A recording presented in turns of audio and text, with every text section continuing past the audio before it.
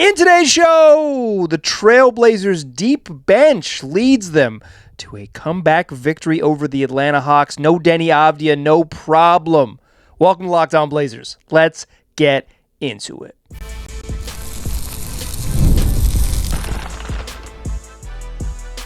You are Locked On Trailblazers, your daily Portland Trailblazers podcast, part of the Locked On Podcast Network. Your team every day. What's up, world? It's your past first point guard and Trailblazers reporter Mike Richmond. You're listening to another episode of Locked On Blazers, part of the Locked On Podcast Network, available wherever you get podcasts and also on YouTube. Thanks for making this show your first listen, coming at you each and every weekday, Monday through Friday. So make it a part of your daily routine. Make your first listen. Tell your friends to do the same. Locked On Blazers, your team every day. In today's program, we're talking about a 117-101 win over the Atlanta Hawks. The Blazers, without Deni Avdija, come back and dominate the Hawks in the fourth quarter. Push this game out of reach in the opening 3 minutes of the fourth to secure just a quality win thanks to the deep end of their bench. We're talking Duop Reith, huge night. We're talking Ryan Rupert, incredibly important night. We're talking Caleb Love, keying a victory. We're talking JG and the bench, pushing them to a win in the Moda Center. Back in the building, losers of two in a row. We'll get into all that. We'll do our fast recap in the West. We'll talk Reith. We'll talk Roops. We'll talk Caleb Love, the return of Jerami Grant, all of that. We'll do our fastest recap in the West first. Let's get into it. Blazers back in the building. They've lost two in a row. They'd won 5 straight, and then they kind of get handled by the Knicks. Deni Avdija gets hurt, get throttled. The Knicks game is close, but they don't win it, and It was kind of like, oh, well, that's life, and Deni got hurt. But then they got throttled without Deni, play against the Warriors, and just run out of the gym. And Deni Avdija is listed as doubtful for this game, as has been the trend recently with the return of Jerami Grant and Jrue Holiday. When guys have missed time, they're out. Then they get moved to doubtful. Doubtful is a good sign, but they're not going to play that game. Deni ruled out before this in the afternoon, before this one starts. But it is the return of Jerami Grant. But so that's certainly going to help. But just like Deni has been he's been the thing that has held this team together. He's been the thing that's propelled them forward. He's the best player on the team, and and it's by a wide enough margin that it feels like his absence alone is going to make this one tough. The Hawks are not, they're like decidedly mediocre. They're a decidedly mediocre team. They have talent.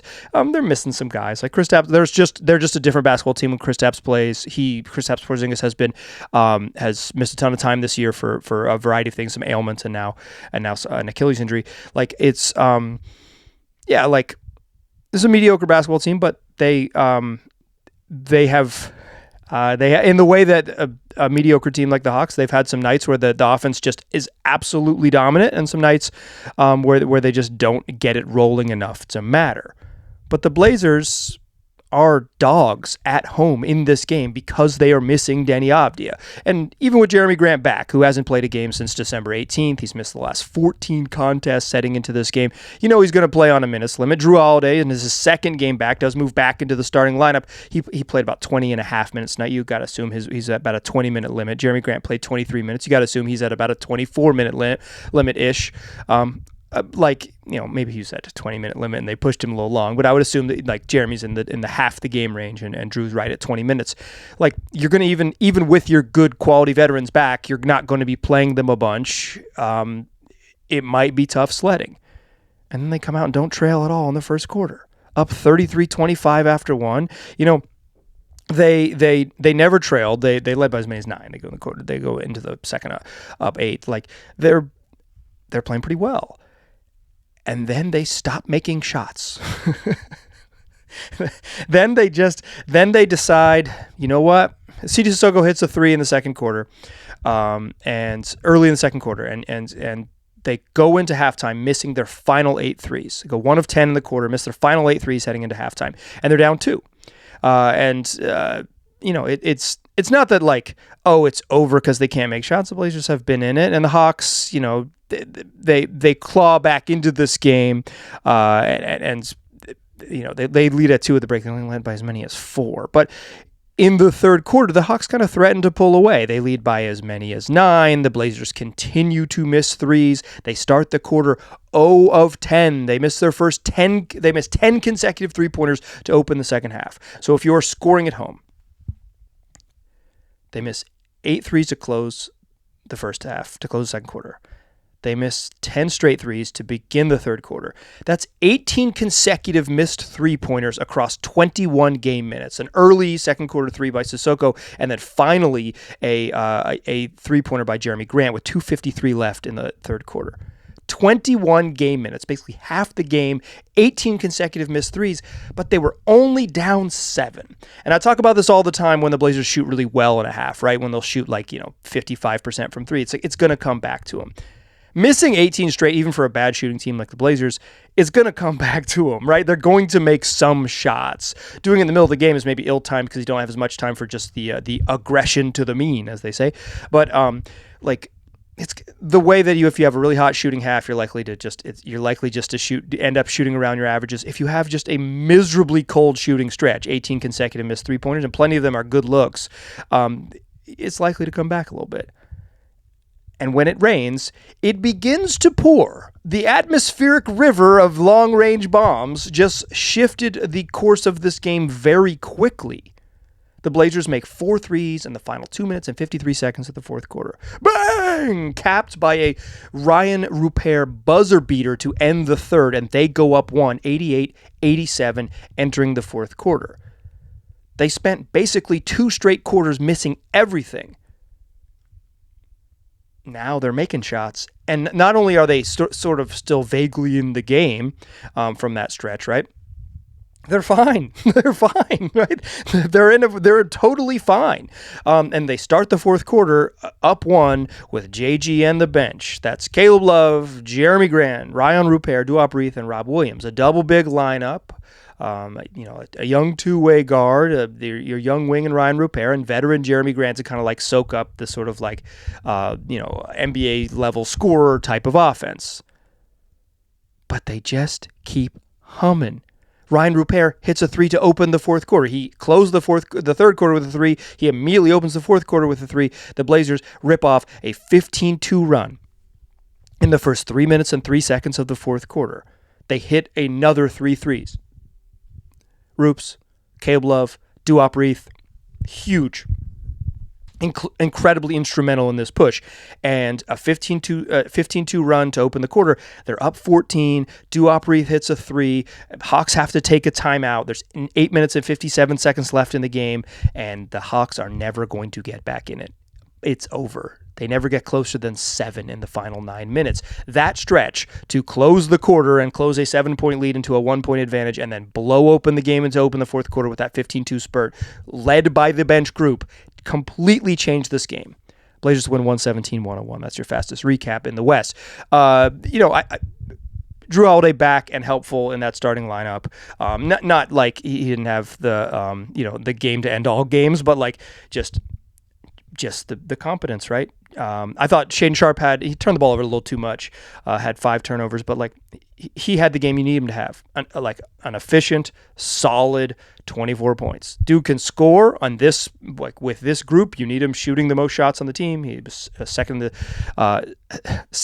the on the team, or tied for first, on team field goal attempts, along with Toumani Camara, who had an absolutely horrid 1 of 9 night from the field, not 19. He didn't go. He didn't go that deep, but he was 5 of 15 overall. But 1 of 9 from 3, and he had a stretch where it's he's 0 of 6. It's getting dark, during the Blazers' kind of cold spell.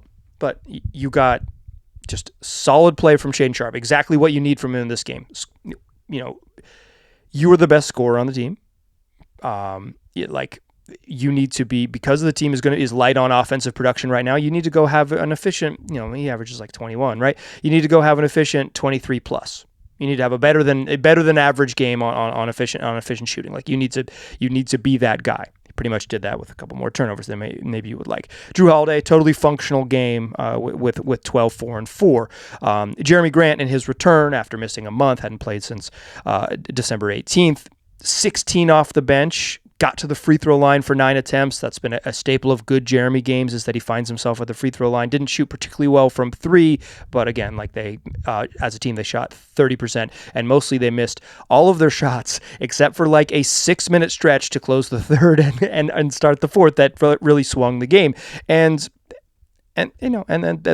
you find a way. I think this was a really good win because they did it without Deni Avdija, and it was a really good win because it was keyed by Roops, and it was keyed by Caleb Love, and it was keyed by Duop Reith. Let's talk about those 3 gentlemen in the second segment. Join me there, won't ya? First, though, I want to tell you that today's show is brought to you by DoorDash. The NBA season is here. We're at the midway point. It's beyond heating up. It's hot. And DoorDash has a way to keep fans in their bag the whole way through. Whether you're watching the highlights, whether you're watching for tunnel fits, or just your favorite player, your fantasy team, or your beloved pinwheels, every stinking night, DoorDash makes the entire season more fun because, look, every player has their bag, and with DoorDash, fans have one too. DoorDash keeps your snacks stocked, your gear fresh, and your watch party vibes absolutely on point. There's going to be nights when the NBA team that you love stresses you out, so let DoorDash become your little post-game positivity session. Maybe sometimes you need dessert right now. You could get that on DoorDash, or if the gang is getting together, DoorDash makes sure that you're going to show up with the gang prepared. Snacks, cups, phone charger, everybody's going to be happy because you can get it all on DoorDash. So from tip-off to overtime, stay in your bag and order on DoorDash. Get snacks, drinks, gear, whatever gets you through the season, delivered right to your door. DoorDash in your bag all season long. All right. Blazers win this game in large part because of the Hawks' sort of general mediocrity. They turned the ball over 18 times. They themselves did not shoot particularly well from 3. They couldn't take advantage of the Blazers' incredibly cold stretch in the middle of the game to create enough of a cushion. And then when the Blazers blew the game open, they had nothing left to give in the fourth quarter to make a push and come back. They scored 14 points in the fourth quarter. Yuck. They scored 45 points in the second half. Yuck. I mean, they scored 101 in the game. Obviously, this wasn't a super high-scoring night, and particularly by NBA standards, a straight-up low-scoring night. That's the modern NBA, that is. But the Blazers really were powered in this game by how good 3 dudes off the bench were. I thought Drew Holiday comes back and gives positive minutes. Jerami Grant comes back and gives positive minutes. Those guys are stabilizers, and they're helpful because they're pros. I thought Shaedon Sharpe had a professional game, right? They needed him to have this type of game to go with his 24 points, 5 dimes, and 9 boards, right? That's the type of game you need from Shaedon Sharpe. He delivered. But the reason they were this was over the top, right? The reason that the Blazers won this game going away is because the bench flipped it to close the third and begin the fourth. They flipped the game. Let's talk about Roops first. Ryan Rupert, season-high 3 made threes. It's 3 of 4 from deep. Ends the third, begins the fourth. Huge swinging momentum shots. Thought he played competitive defense. He had 3 steals. Steals are maybe not the best measure of defense, but Roops is always pretty competitive on defense. Sometimes you get a little foul happy, be a little too physical, particularly physical, like really far away from the rim for no reason, fighting for a rebound, fouling 90 feet from the rim on a reach-in type of thing. But I thought he played hard. There was a play where he got his cookies taken by Nickeil Alexander-Walker, and he chased Alexander-Walker down and got that ball right back, snatched it right back on a steal. It's the type of play you need. Played well. This was. Rupert's had better statistical games, but in terms of contributing in the run of play, being part of the plan from the beginning, getting into the game early and staying in the game, that a game was competitive, and then flipping a game that was competitive during this stretch of the season, this was probably one of Rupert's more impressive games of his entire career. Perhaps that is damning with faint praise. So be it. I think he struggled enough in the early stretch of his career that small moments like this should be appreciated as opposed to be proof that he doesn't have what it takes. And I appreciate the way Roops played tonight. I I thought he played. I guess you're listening to this tomorrow. The way Rubes played last night. I thought he was solid, right? This was one of his best games of the season, one of his best games in his brief career in terms of meaningful moments in a meaningful game. Really good. And they do not flip the game on its head without Rupert making the shots that he does. Do not flip the game on its head. Respect to Duop Reith. Duop Reith has one of those games, or one of those jobs in the league, that is you just have to show up at the arena knowing that you will not likely get an opportunity, and then they're maybe going to give you an opportunity, and if you are bad at it, you are not going to get another one. It is not a lengthy visitor, and it is not even a likely visitor. It's just like Reith. First of all, respect in this game. He blocked another 3-pointer. In his last 2 appearances, he's blocked 3 3-point attempts. The dude is really, really working the baseline from under the rim to a strong closeout to the corner. His arms are a little longer than you think. He's not a rim protector, right? He's not. But he's providing some defensive plays away from the rim and blocking 3-pointers. First of all, extremely fun. The Blazers, Rob had a great block on a 3. Jerami Grant swatted a 3-point attempt. Watt blocked a 3-point attempt. They're like that type of sort of just defensive playmaking is just enjoyable, and WAP has provided it in spades in his last 2 outings, right? Three block 3-point attempts is pretty awesome for just for any stretch of 2 games. But WAP, he has just the quintessential deep bench role. He hadn't really played actual rotation minutes since before Christmas, December 23rd. Plays a little bit against the Magic, right?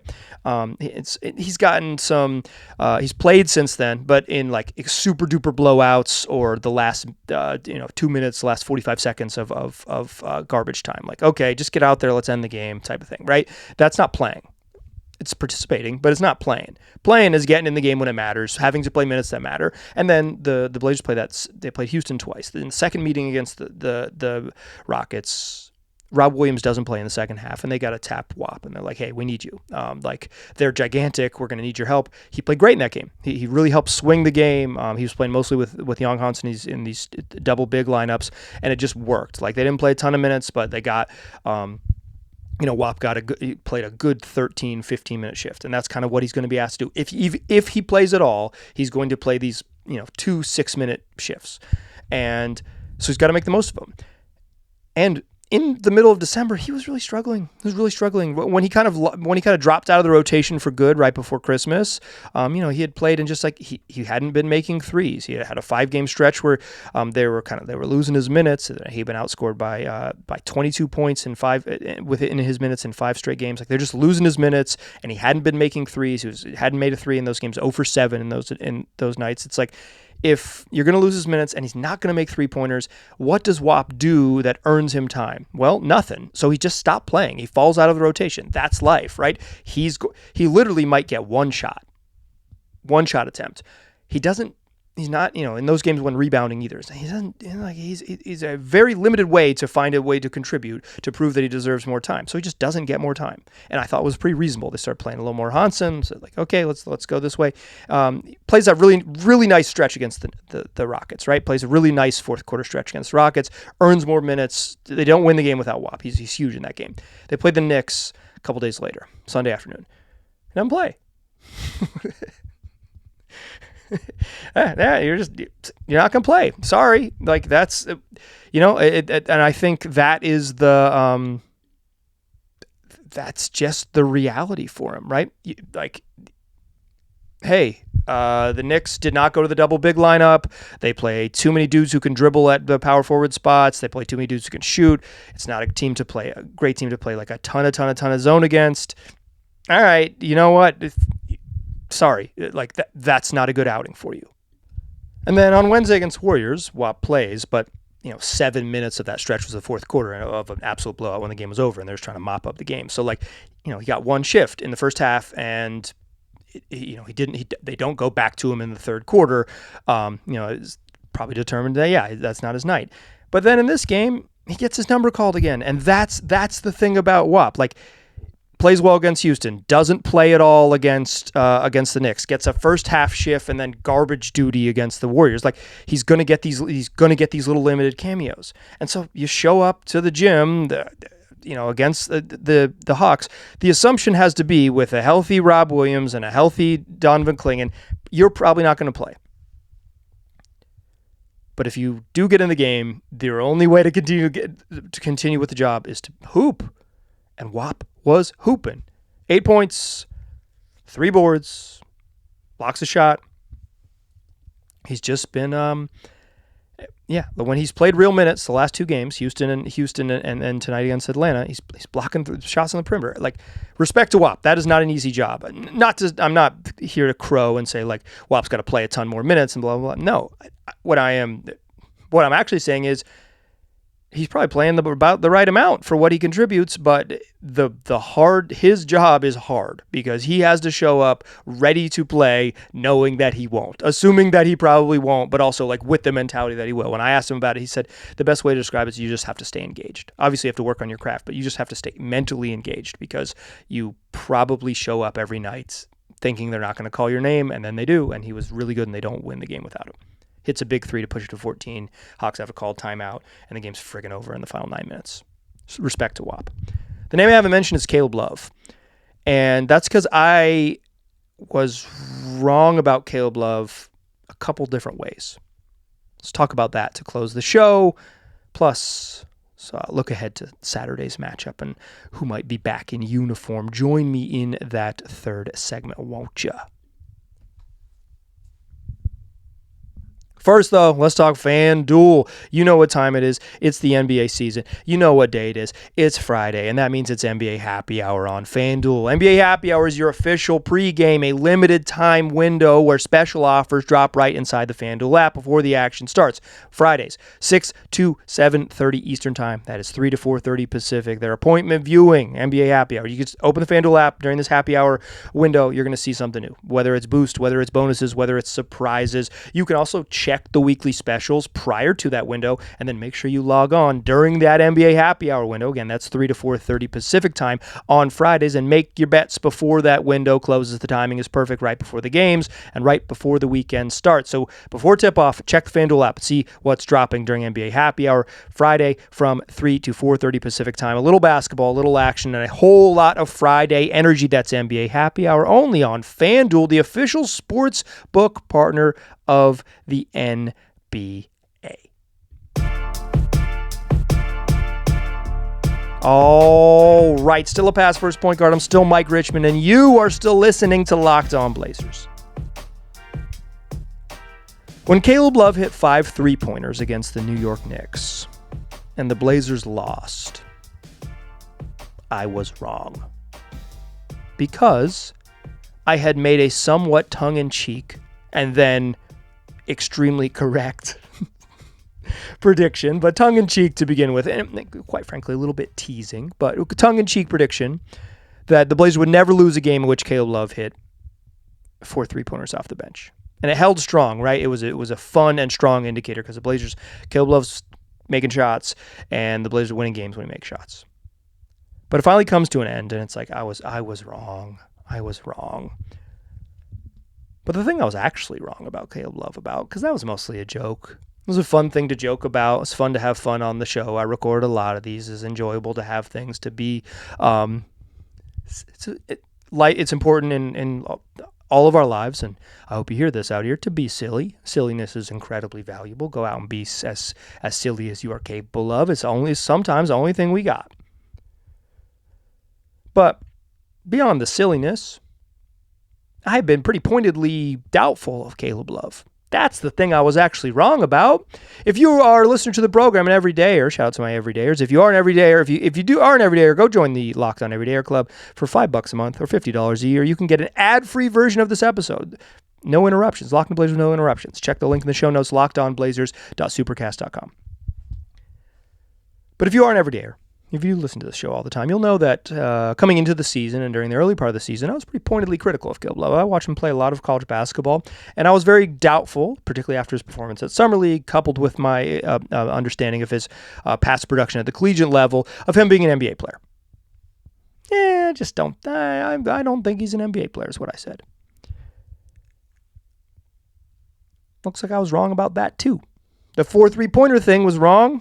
Well, that was kind of a joke. The he's not an NBA player was a firmly held belief.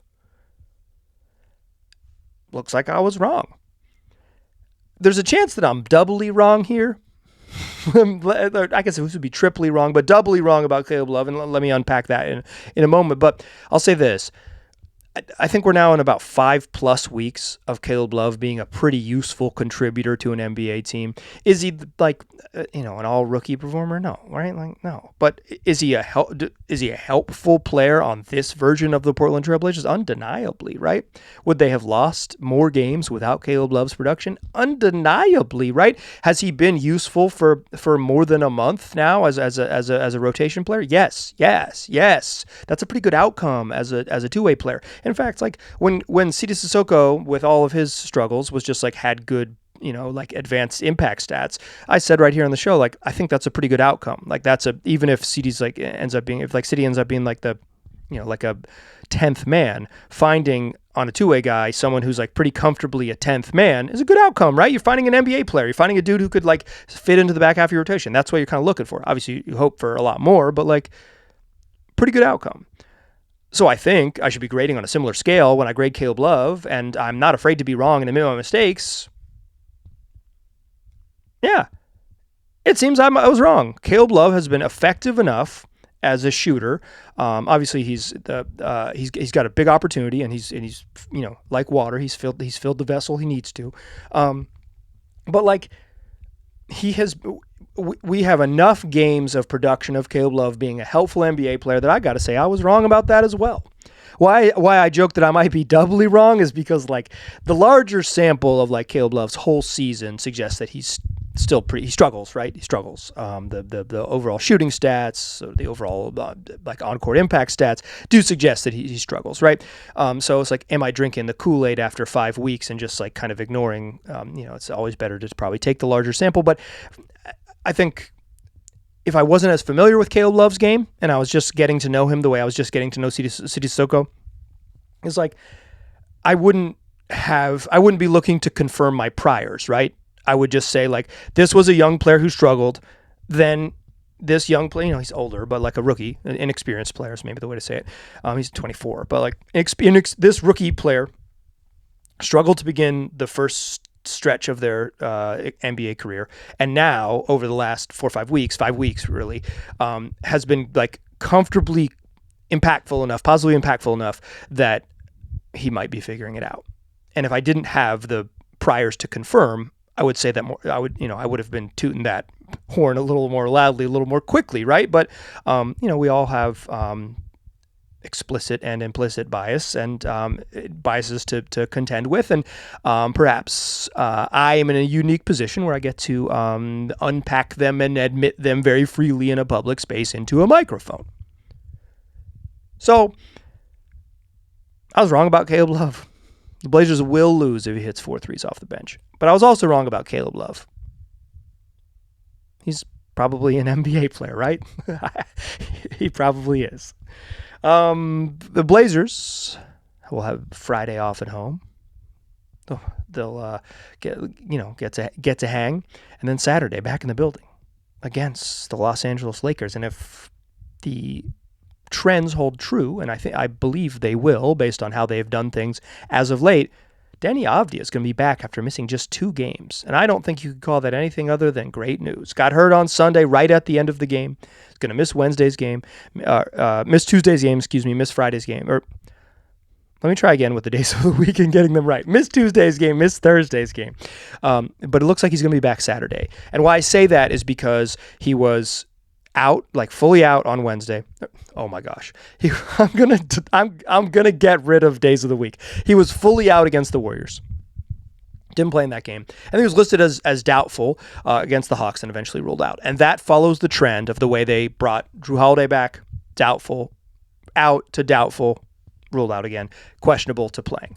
I assume that Deni Avdija, from doubt doubtful to out against Atlanta, will get the questionable tag heading into Saturday's game against the Lakers. And my assumption is that he's very likely to play based on the trends, based on the way they have handled injuries lately. They are, I would say, in general, the Blazers still remain somewhat opaque, but like seeing these type of trends, like if it is truly like an injury that's going to cost him 2 games, they don't owe us like some sort of deep update. Calling Jerami Grant day-to-day when he misses a month is a little more egregious than calling Deni Avdija day-to-day when he literally misses 2 games. It's a little bit different.